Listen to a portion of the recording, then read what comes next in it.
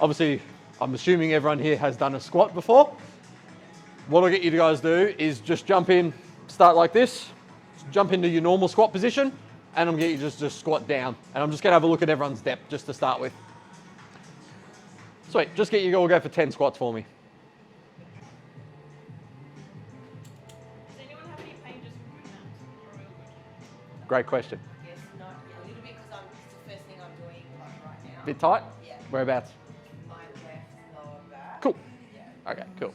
So what we're gonna do now is, obviously you've just jumped in, squatted like that. Everyone's range is pretty good, right? But we can probably improve that. So what we're gonna do is we're gonna hand out some 2.5 kilo plates. What you're gonna do is you're gonna push the plate out in front of you as you squat down.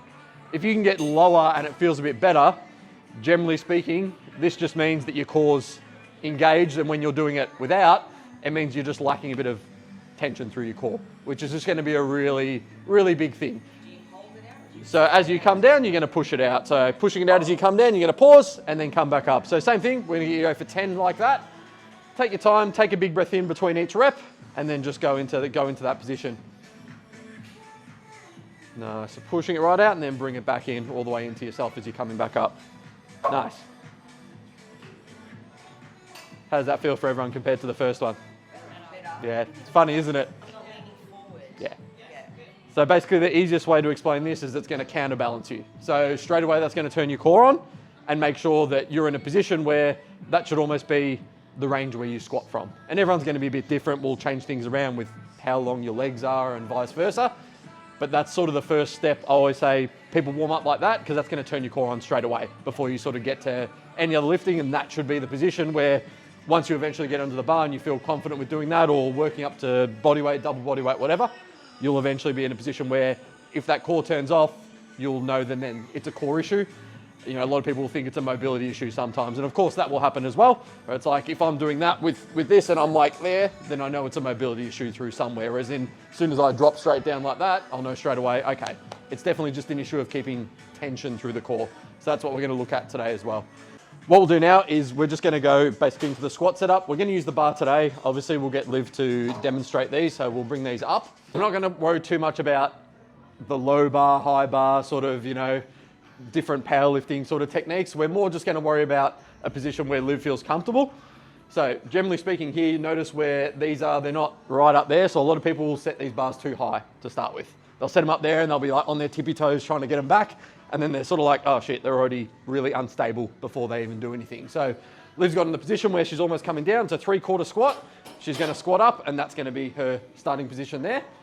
With her upper back, really important, everyone's gonna be different here with their mobility as well. So if you have a really poor upper back mobility, it's gonna be really hard to keep that position in there. You might need to bring your hands out a little bit wider.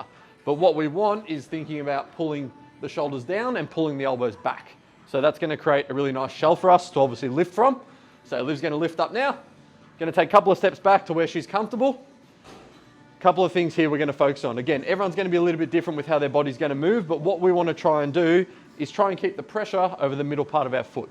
So if you think about pressure through the middle part of the foot, we're gonna take a big abdominal brace, bracing through the core, then we're gonna focus on squatting. So simultaneously, we wanna push the knees out and push the hips back to our depth, pause at the bottom, then we're gonna drive back up again. So you can see Liv even here, just as she's squatting, she's definitely much more of a hip dominant lifter. Notice how much further her hips go back because her glutes are very strong in comparison to her quads. And that's generally going to happen with a lot of people. You're going to notice the position you sort of gravitate towards is generally where you're going to be stronger. And then there might be phases of programming where, okay, we know there's muscles that are a little bit weaker. Once you start getting to those really heavier loads where things start breaking down, probably a position where you go, oh, okay, I might need to build some quad strength in certain areas, or I might need to build some glute or hamstring strength as you go through as well. So jump down, go just another 5 for me, Liv. And then we're going to get a volunteer to come in. Okay, Emma's going to come in, okay. Right. So much for volunteer, right? You're going to come in, Emma. Nice, come back forward. Does that make sense to everyone? Everyone's pretty comfortable with that?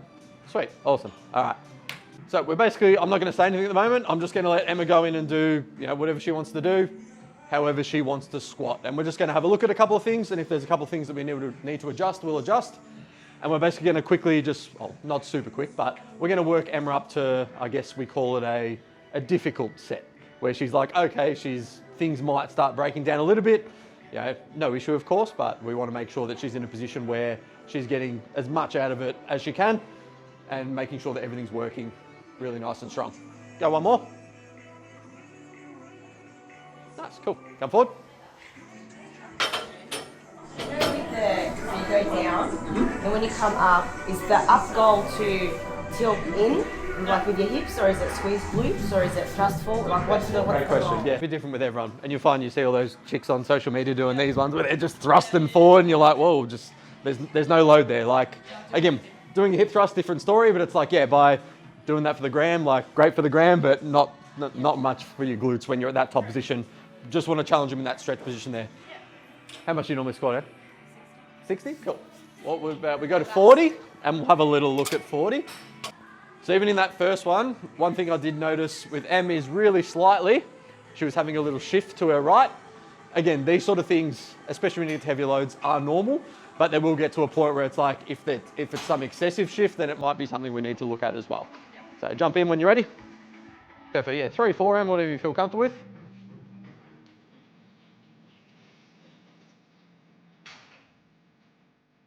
Nice, Em. Good work.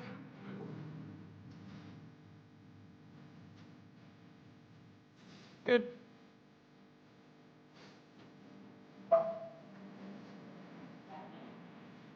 Beautiful, nice, come back. How'd they feel? So one thing I'd probably mention is Em's getting a lot of depth there, which is great. Probably doesn't even need to get as much depth as she's getting. So she can probably start, I'll probably go maybe that much less. Again, everyone's going to be different with how far they go down, how far they go up, but you'll find for Em, she can probably just cut that range slightly. So what we'll do, we'll go 50 on the next one, and we'll just get you to cut the range slightly and pause at the bottom as well. Does that make sense? Yeah. So you find some gyms will be different, but most barbells will be 20. The only difference here in this gym is that Smith machine. The bar is 10 on that Smith machine, just so everyone knows as well. Oh, that one there. The one that Naomi's using with her client, yeah, that's the Smith machine. So you can use that as well, and that can be potentially a reason to squat. So a lot of people don't like using the Smith machine. I don't mind it, but it just depends on the person and how they set up. For most people, it's a setup issue with the Smith machine because it's a fixed load. Whereas in your body will want to go somewhere when the barbell's there as well.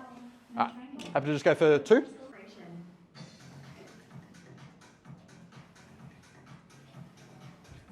Just there, then dry back up. Beautiful, and again. Just there, perfect. Already Very miles better, good. miles better. How'd that feel? Cool, awesome.